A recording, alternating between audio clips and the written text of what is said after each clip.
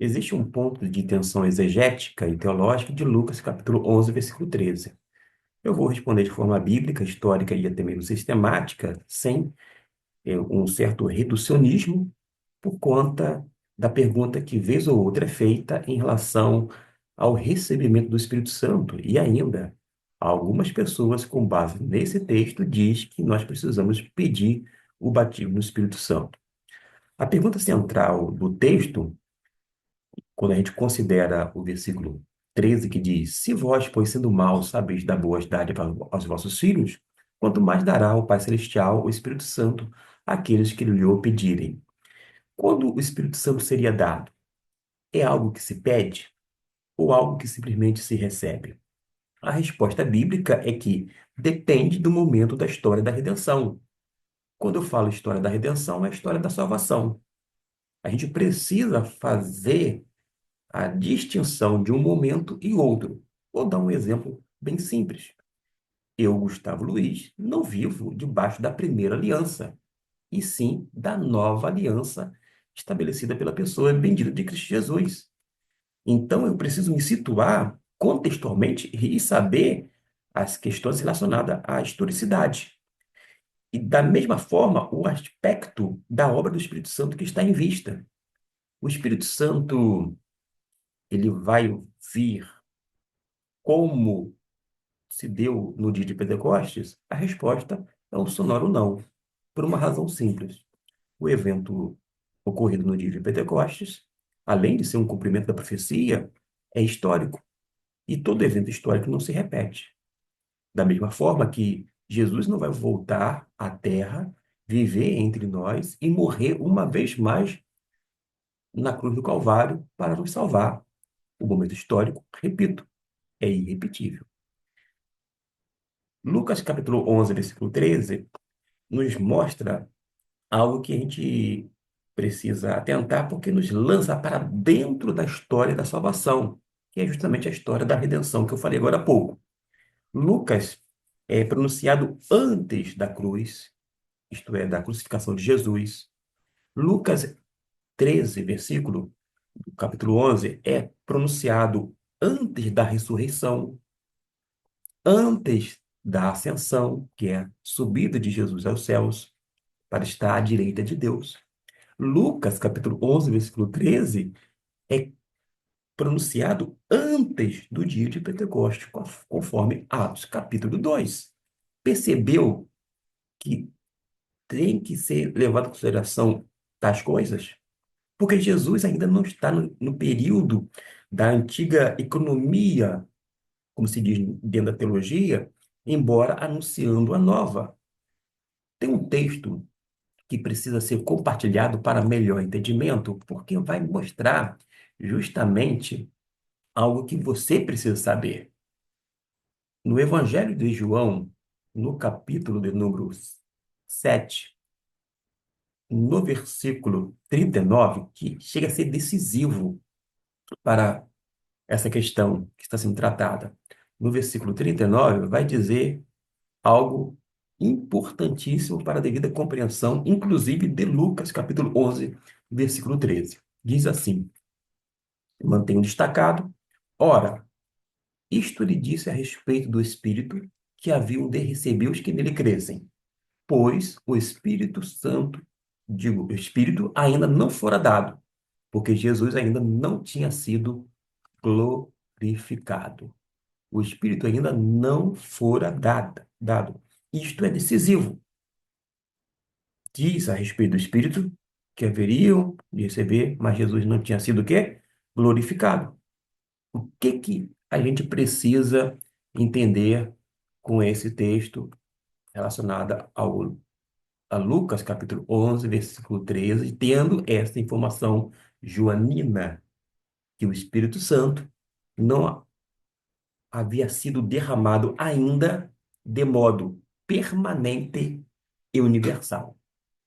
É isto que a Bíblia ensina. É isto que a gente observa quando se estuda a Bíblia como um todo. Mas o dom estava prometido, mas não plenamente inaugurado. só vai haver a inauguração do Espírito Santo nesse evento pentecostal, conforme Atos capítulo 2. Dará o Espírito Santo. Quando fala que dará o Espírito Santo aqui nesse versículo de número 13, é uma promessa contínua, progressiva. Não é conversão no sentido pleno do Novo Testamento. Existe conversão no sentido do Novo Testamento. Da mesma forma que quando você fala sobre um crente em Jesus dentro do conceito neotestamentário, compreende aquele crente que confessa Cristo Jesus como seu Senhor e Salvador, mas que é biblicamente batizado. E, por sua vez, ele está inserido no corpo de Cristo, ou seja, na igreja. Não existe um crente na forma como nós comumente chamamos ou observamos como os desigrejados. Não existe um crente pleno no sentido neotestamentário, quando você analisa todo o Novo Testamento, alguém que aceita Jesus, mas se recusa ao batismo em águas, por exemplo. Agora, se não é uma conversão no sentido pleno, total do Novo Testamento, Jesus não está ensinando aqui a regeneração. Nesse versículo, não. Jesus não está falando sobre o novo nascimento no sentido pós-Pentecostes. Jesus não está ensinando o batismo do Espírito Santo como experiência subsequente, automática, nem automática, nem que deva ser buscada. Jesus não ensina nada disto.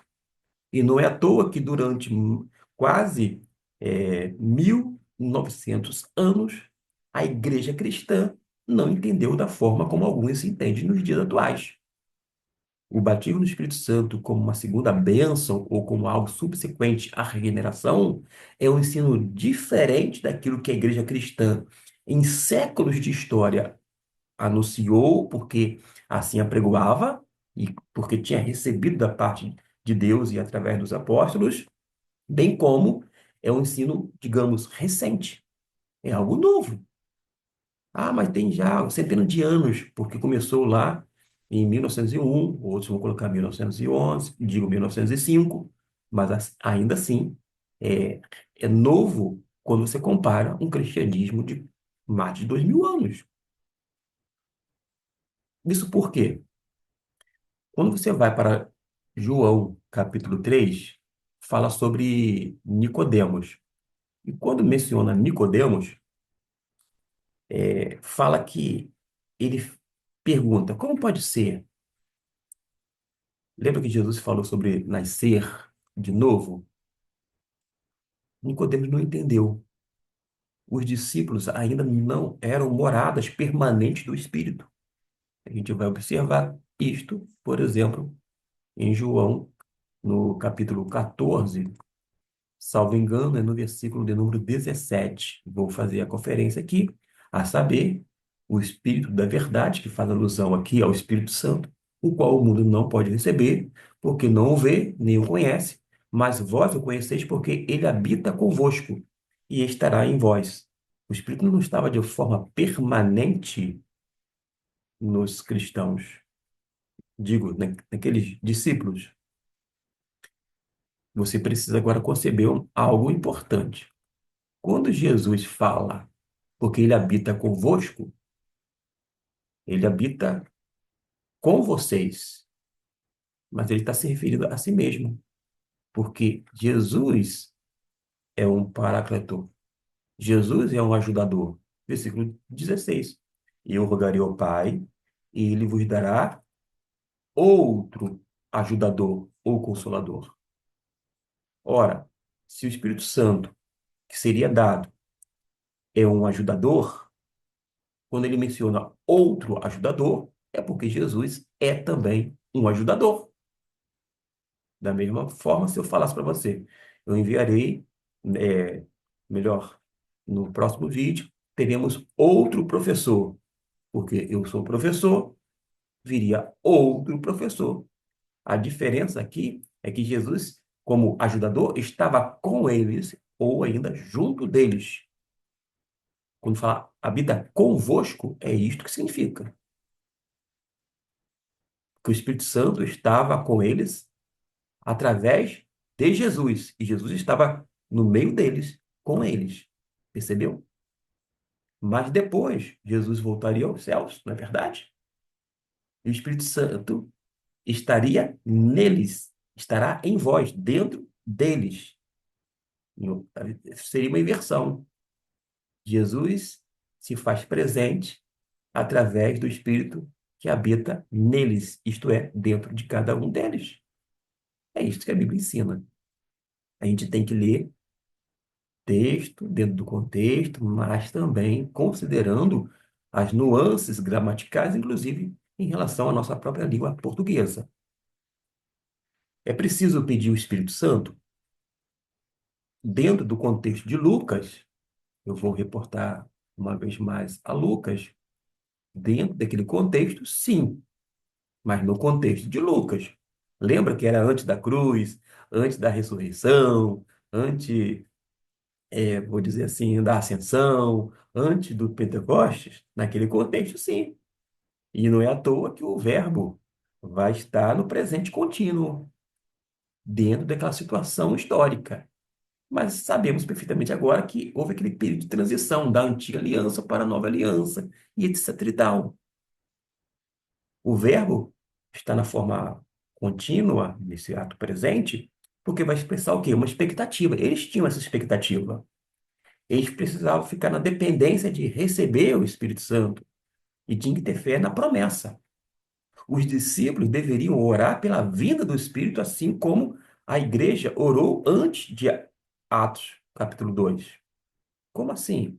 Porque se você parar e reparar o livro de Atos dos Apóstolos, no capítulo 1, lá no versículo 14, diz o seguinte: todos estes perseveravam unanimemente em oração, com as mulheres e Maria, mãe de Jesus, e com os irmãos dele. Portanto, pode-se pedir aquilo que ainda não foi dado plenamente, aquilo que não foi plenamente dado, e aqui, quando eu falo aqui, é Lucas, tá bom? Lucas, vou voltar, Lucas 11, 13. Agora sim, para que não haja confusão. Aqui pede-se aquilo que ainda não foi dado plenamente. Não tinha sido dado ao Espírito Santo. Agora, muda de situação depois de Pentecostes. Você pode fazer agora a pergunta: e depois de Pentecostes? Aqui está o ponto-chave. Após Atos 2, o Espírito Santo não é pedido. O Espírito Santo é recebido. Você vai ver, por exemplo, em Romanos, capítulo 8, versículo de número 9, nos diz exatamente isto. Vós, porém, não estáis na carne, mas no Espírito. Se é que o Espírito de Deus habita em vós, mas se alguém não tem o Espírito de Cristo, esse tal não é dele, mostrando que foi recebido. Mas, além disto, porque ele tem o Espírito de Cristo, inclusive, não é só o Espírito Santo. Há um trocadilho aqui que a gente não vai trabalhar. Nós temos texto como Efésios, capítulo 1, versículo de número 13, que vai nos assegurar, no qual também vós, tendo ouvido a palavra da verdade, o evangelho da vossa salvação, e tendo nele também crido, tendo crido quem? Em Cristo, foste selados com o Espírito Santo da promessa. O Espírito Santo da promessa se refere justamente ao próprio Espírito Santo, sendo concedido como dom do Espírito. 1 capítulo 12, versículo 13, vai asseverar a mesma coisa. Porque o apóstolo Paulo vai dizer: pois em um só Espírito todos nós fomos batizados em um só corpo, quer judeus, quer gregos, quer escravos, quer livres, e a todos nós foi dado de beber um só Espírito. O apóstolo Paulo ensina que todos nós fomos imersos no Espírito e que, como consequência disto, nós fomos incorporados funcionalmente no corpo de Cristo, ou seja, a igreja.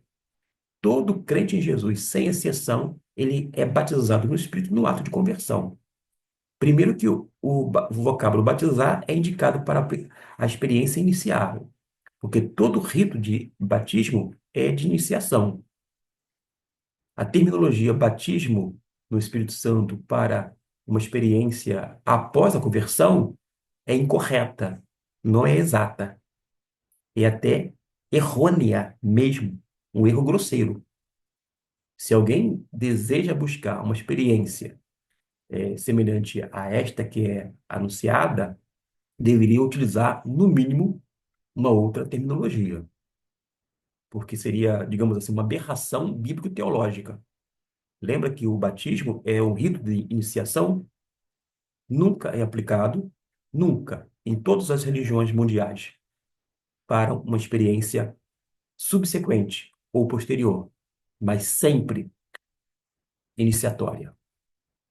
É uma coisa interessante, não provocativa, mas que nos chama atenção, porque quando a gente compreende esses textos e as terminologias, as aplicações, a gente vê que não faz sentido.